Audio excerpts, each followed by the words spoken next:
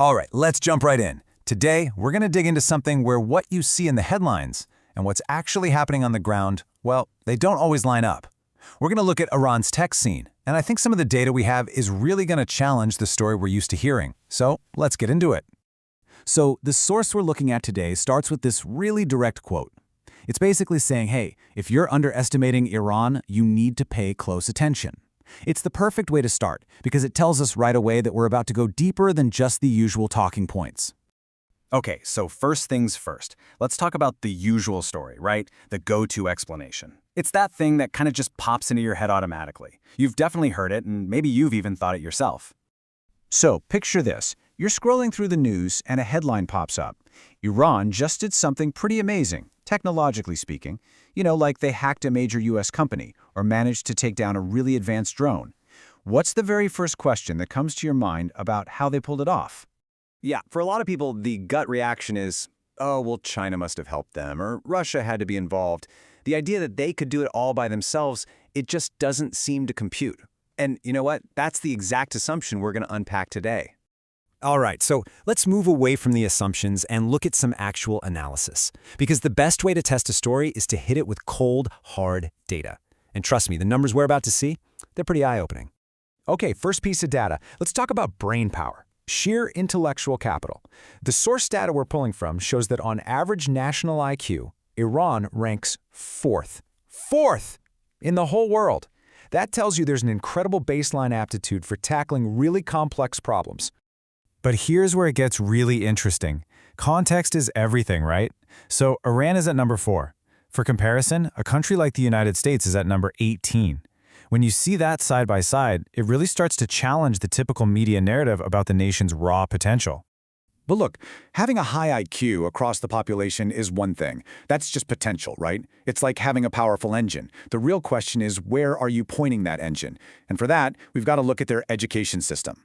And this right here might be the single biggest piece of the puzzle.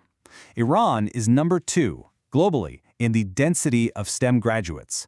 So what on earth does that mean? It means that per person, they are churning out more technical experts than just about anywhere else on the planet. That's huge. And just to put that into perspective, look at who they're ahead of. We're talking about the United States, China, Germany, India. These are the tech and economic giants of the world. And in this one, really critical measure, Iran is out in front. This isn't just a regional thing. It's a global powerhouse move. And hey, just a quick refresher so we're all on the same page. STEM stands for science, technology, engineering, and math. Why does that matter? Because those are the exact skill sets you need to build things like advanced defense systems or pull off complex cyber ops. It's the engine of modern tech. So let's connect the dots here. What we're seeing is a country that is intentionally, systematically building one of the deepest talent pools of engineers and scientists in the world. This isn't just a fluke. It's the payoff from a very deliberate, long-term focus on education. Okay, so we've established two things, a whole lot of brain power and a massive focus on tech and engineering education. So what do you get when you put those two things together? Let's look at the real-world results. The formula is actually pretty simple when you break it down. Step 1, you take this huge, homegrown talent pool of top-tier engineers. Step 2, you pour a lot of money into it, funded by the country's oil wealth. And what comes out the other side?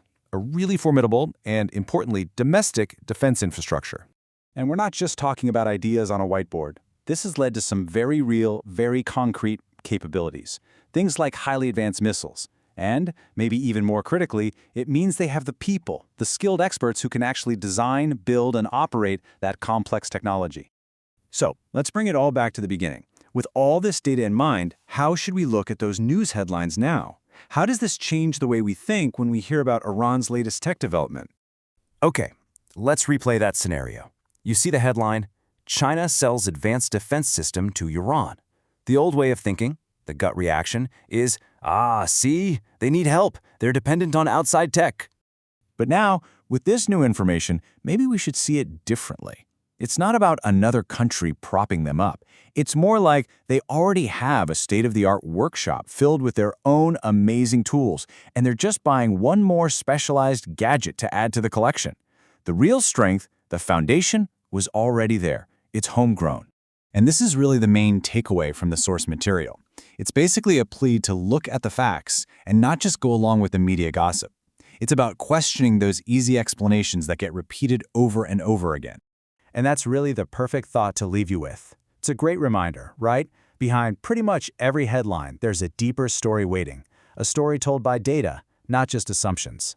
The trick is just remembering to look for it. So, the next time you see a big headline, what facts are you going to look for? Thanks for tuning in.